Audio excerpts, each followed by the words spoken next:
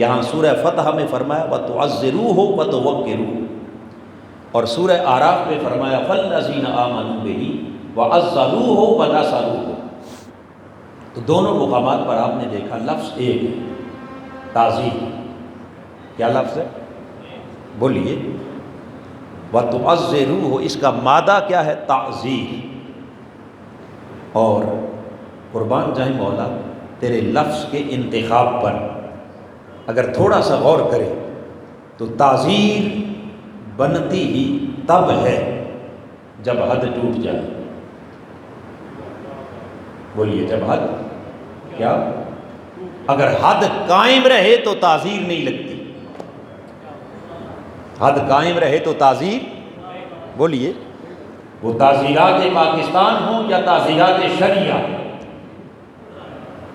تعزیر کا قانون حرکت میں تب آتا ہے جب آپ کوئی حد توڑتے ہیں، وہ شرعی حد توڑیں یا آئینی حد توڑیں۔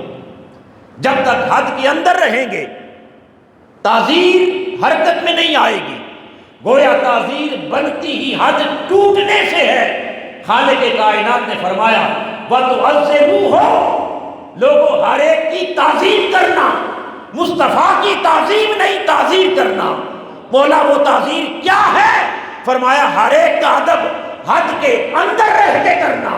جب ادب مصطفیٰ کا معاملہ آئے تو میرے یار کے ادب میں ساری حدیں توڑ ڈال،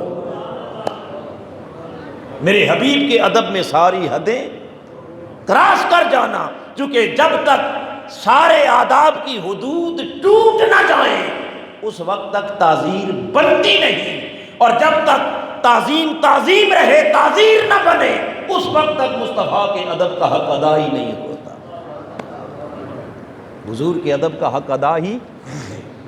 تو پتہ چلا کہ ہر کسی کا ادب حد کے اندر ہے، مگر میرے آقا کے ادب کی کوئی حد، بولیے، اس کے اوپر اللہ نے کوئی لیمٹ رکھی ہی نہیں، اس کی کوئی انتہا بنائی ہی نہیں۔ تو فرمایا جہاں سب کے ادب کی انتہا ہو جائے وہاں سے حضور